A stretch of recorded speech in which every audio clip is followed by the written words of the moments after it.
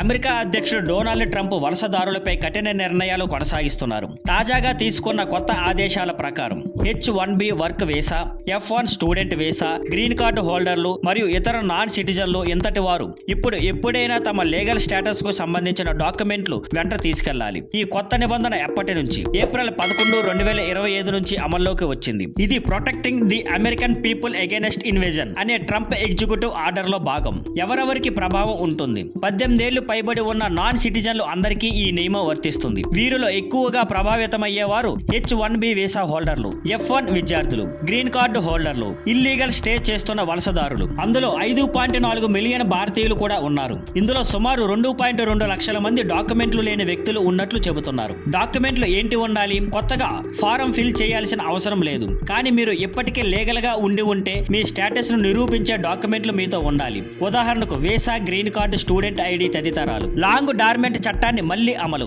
ఈ కొత్త ఆర్డర్ 1940లో వచ్చిన ఏలియన్ రిజిస్ట్రేషన్ యాక్ట్ అనే పురాతన చట్టాన్ని ఆధారంగా తీసుకుంది. ఇది రెండో ప్రపంచ యుద్ధం కాలంలో వలసదారుల నమోదు కోసం తెచ్చిన చట్టం. కానీ ఇప్పటి వరకు ఇది చాలా తక్కువగానే అమలయ్యేది. ఇప్పుడు ట్రంప్ ప్రభుత్వం దీనిని కఠినంగా అమలు చేయాలని నిర్ణయించింది. కఠిన హెచ్చరికలు. US homeland security department DHS స్పష్టంగా హెచ్చరించింది. 18 ఏళ్లు పైబడిన నాన్ సిటిజన్లు తప్పనిసరిగా తమ లీగల్ స్టేటస్ ప్రూఫ్ ఎప్పుడూ వెంట ఉంచాలి. ఈ నియమాన్ని ఉల్లంఘిస్తే జరిమానా లేదా 6 నెలలు జైలు శిక్ష విధించబడుతుంది. రిజిస్ట్రేషన్ ఉన్న డాక్యుమెంట్లు గడువు మించిపోయినవైతే డిపోర్టేషన్ కూడా తప్పదు. ముఖ్యంగా గుర్తించుకోవాల్సింది, అమెరికాలో ఉన్న భారతీయులు, ముఖ్యంగా వర్క్ వీసా, స్టూడెంట్ వీసాలతో ఉన్నవారు తమ లీగల్ స్టేటస్ డాక్యుమెంట్స్ ఎప్పుడూ దగ్గర ఉంచుకోవడం తప్పనిసరి. Thank you for watching. Please like, share and subscribe.